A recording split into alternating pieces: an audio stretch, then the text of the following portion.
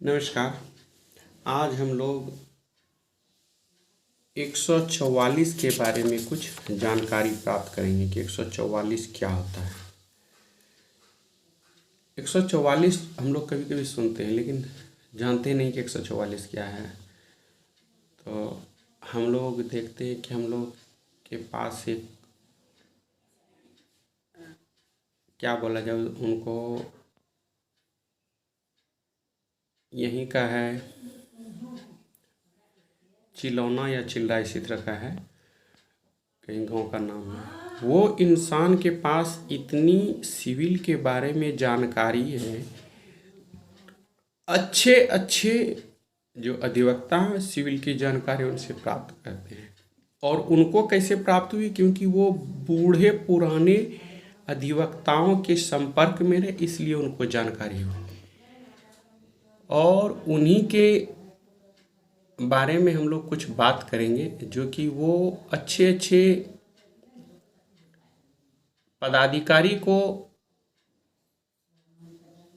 अपनी बातों के सामने उनकी गलतियों को दिखा बैठते हैं। तो इसमें हम लोग कभी कभी जानकारी भी उनसे ही लेते हैं। एक है 144, इसमें कहता है न्यूसेंस या आशंकित खतरे के अर्जेंट मामलों में आदेश जारी करने की शक्ति। कहता है उन मामलों में जिनमें जिला मजिस्ट्रेट या उपखंड मजिस्ट्रेट अथवा राज्य सरकार द्वारा इस निमित्त विशेषतया सशक्त किए गए किसी अन्य कार्यपालक मजिस्ट्रेट की राय में इस धारा के अधीन कार्यवाही करने के लिए पर्याप्त आधार है और तुरंत निवारण या शीघ्र उपचार करना वांछनीय है, वह मजिस्ट्रेट ऐसे लिखित आदेश द्वारा जिसमें मामले के तात्विक तथ्यों का कथन होगा और जिसकी तामील धारा 134 द्वारा उपबंधित रीति से कराई जाएगी, किसी व्यक्ति को कार्य विशेष न करने या अपने कब्जे की या अपने प्रबंधन किसी विशिष्ट संपत्ति की कोई विशिष्ट व्यवस्था करने का निर्देश उस दशा में दे सकता है जिसमें ऐसा मजिस्ट्रेट समझता है कि ऐसे निर्देश से यह संभाव्य है या ऐसे निर्देश की यह प्रवृत्ति है कि विधि पूर्वक नियोजित किसी व्यक्ति को बाधा, क्षोभ या क्षति का या मानव जीवन, स्वास्थ्य या क्षेम को खतरे का या लोक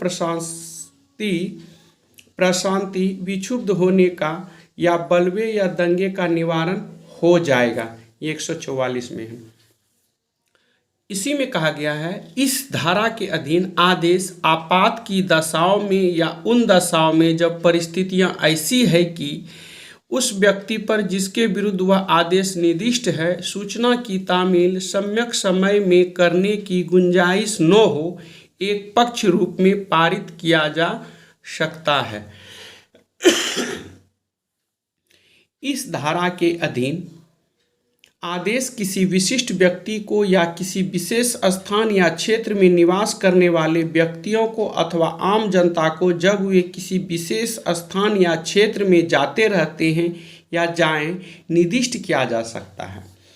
इस धारा में के अधीन कोई आदेश उस आदेश के दिए जाने की तारीख से 2 मास से आगे प्रवृत्त न रहेगा, परंतु यदि राज्य सरकार मानव जीवन, स्वास्थ्य या क्षेम को खतरे का निवारण करने के लिए अथवा बलवे या किसी दंगे का निवारण करने के लिए ऐसा करना आवश्यक समझती है तो वह अधिसूचना द्वारा यह निर्देश दे सकती है कि मजिस्ट्रेट द्वारा इस धारा के अधीन किया गया कोई आदेश उतनी अतिरिक्त अवधि के लिए जितनी वह उक्त अधिसूचना में विनिर्दिष्ट करे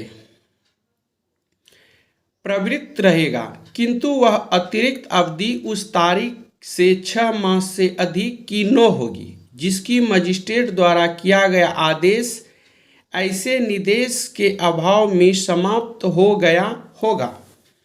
इसी में फिर कहता है कोई मजिस्ट्रेट या तो स्वप्रेरणा से या किसी व्यथित व्यक्ति के आवेदन पर किसी ऐसे आदेश को विखंडित या परिवर्तित कर सकता है जो स्वयं उसने या उसके अधीनस्थ किसी मजिस्ट्रेट से या उसके पद पूर्ववर्ती ने इस धारा के अधीन दिया है। उसी में एक है राज्य सरकार उपधारा 4 के परंतु के अधीन अपने द्वारा किए गए किसी आदेश को या तो स्वप्रेरणा से या किसी व्यथित व्यक्ति के आवेदन पर विखंडित या परिवर्तित कर सकती है। जहां उपधारा 5 या उपधारा 6 के अधीन आवेदन प्राप्त होता है वहां यथास्थिति मजिस्ट्रेट या राज्य सरकार आवेदक को या तो स्वयं या प्लीडर द्वारा उसके समक्ष हाजिर होने और आदेश के विरुद्ध कारण दर्शित करने का शीघ्र अवसर देगी, और यदि यथास्थिति मजिस्ट्रेट या राज्य सरकार आवेदन को पूर्णतः या अंशतः नामंजूर कर दे तो वह ऐसा करने के अपने कारणों को लेखबद्ध करेगी। ये 144 का है।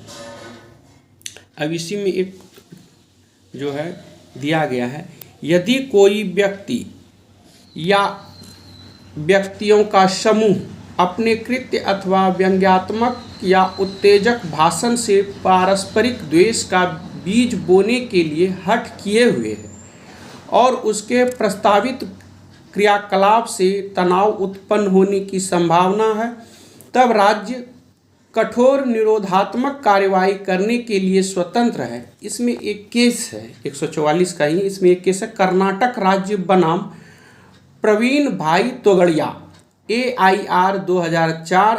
ये सुप्रीम कोर्ट का मामला है और ये criminal law section 1825 supreme court का है।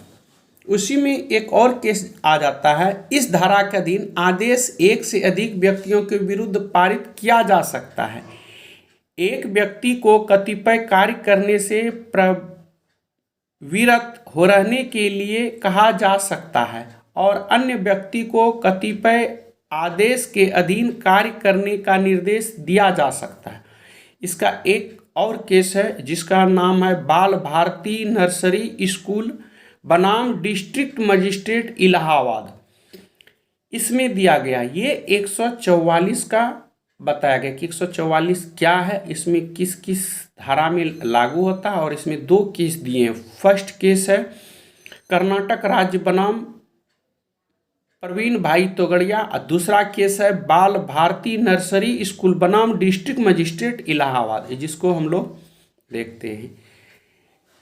तो ये 144 से संबंधित मामलों के बारे में हम लोग जानकारी प्राप्त किए, और अगर समय रहेगा तो हम लोग 144 क के बारे में जानकारी प्राप्त करेंगे। अगर वीडियो अच्छा लगे सब्सक्राइब कीजिए और नहीं लगे तो शेयर कीजिए, और अगर समय नहीं मिले तो ये सब वीडियो को ध्यान से सुनिए। और इसमें बहुत सारे सब जो आपका प्रॉपर्टी से संबंधित या 144 से संबंधित है उसके बारे में आपको जानकारी प्राप्त होगी। तब तक के लिए धन्यवाद। जय हिंद, जय भारत।